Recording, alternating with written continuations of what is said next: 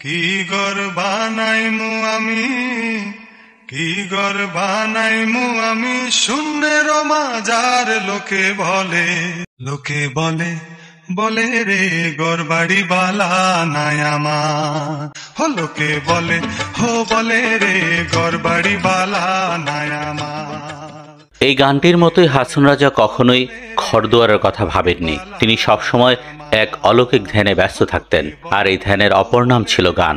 আগুন লাগায়া জিরো কোণে, নিবে না দারুণ আগুন, নিবে না দারুণ আগুন, জ্বলে দিল জানে। আগুন লাগায়া জিরো কোণে, হাসন রাজার মনে, আগুন লাগায়া জিরো কোণে। ছোটবেলা থেকে হাসন রাজার মনে একটা উড়ু উড়ু ভাব দেখা যায়। তিনি কখনোই সংসার ধর্ম নিয়ে ভাবার চেষ্টা করেননি। নিশা লাগিল রে বাঁকা দু নয়নে, নিশা লাগিল রে, ও নিশা লাগিল রে বাঁকা দু নয়নে, নিশা লাগিল রে।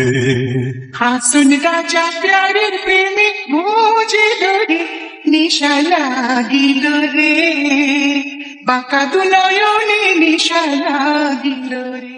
আখি মুজিয়া দেখরে রূপ, গুড্ডি উড়াইয়া মোড়ে, মৌলার হাতে ডুরি। হাসন রাজার এসব গান আর দর্শনে আজও মানুষ মেতে আছে বিনম্র অনুভূতিতে। মাটি হিরো ফিঞ্জিরার মাঝে বন্দি হইয়া রে, মাটি হিরো ফিঞ্জিরার মাঝে বন্দি হইয়া রে, কান্দে হাসন রাজার মহান ময়নায় রে, কান্দে হাসন রাজার মহান ময়নায় রে।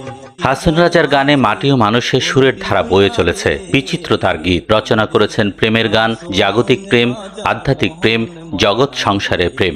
গানের মধ্য দিয়ে সৃষ্টি ও স্রষ্টাকে খুঁজেছেন হাসন রাজা, ভজন করেছেন মানুষকে। আমি না লইলাম আল্লাহর নাম রে, আমি না করলাম তার কাম, বৃথা কাজে পাগল মনা দিন গুয়াইলাম রে, আমি না লইলাম আল্লাহর নাম রে। মানবিক বোধকে তিনি উচ্চ স্তরে স্থান দিয়েছেন, যেখানে আছে মমত্ব, ভ্রাতৃত্ব, সংহতি এবং সহনশীলতা বোধের গভীর দর্শন। তার গীতে আছে অসাম্প্রদায়িকতার কথাও। জমিদার হয়ে তিনি সুরের সঙ্গে ঘোর ঘোড়াস্থলী বেঁধেছিলেন। মানুষে মানুষে ভ্রাতৃত্বের সেতু রচনা করতে চেয়েছিলেন মরমী এই সাধক। হাসন রাজায় কয়, হাসন রাজায় কয়, আমি কিছু নয় রে, আমি কিছু নয়।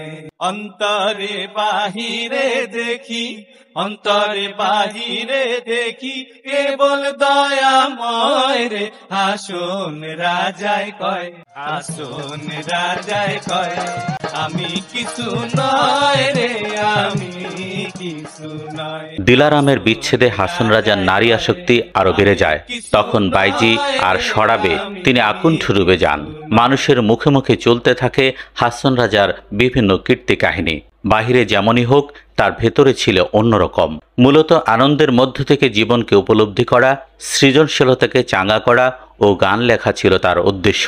সোনা বন্ধে আমারে দিওয়ানা করিল, সোনা বন্ধে আমারে পাগল করিল, আরে না জানি কি মন্ত্র পরি জাদু করিল। সোনা বন্ধে, ও সোনা বন্ধে আমারে দিওয়ানা করিল, সোনা বন্ধে আমারে পাগল করিল। নাচ গান ও ভোগবিলাসে মজে থাকলেও হাসন রাজার ভেতরে ছিল অপূর্ণতার হাহাকার। এত ভোগবিলাসিতা ও বিষয়াসের মধ্যে ডুবে থেকেও নিঃসঙ্গতা দূর করা যায়নি তার মাঝে। তিনি দোতারা বাজিয়ে গান গেয়ে তার মানব বেদনা প্রকাশ করতেন।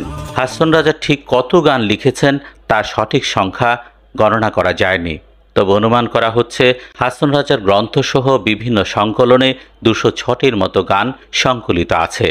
আমি যাইমু ও যাইমু আল্লাহর সঙ্গে, আমি যাইমু হাসন রাজায় আল্লাহ বিনে কিছু নাহি মাঙ্গে,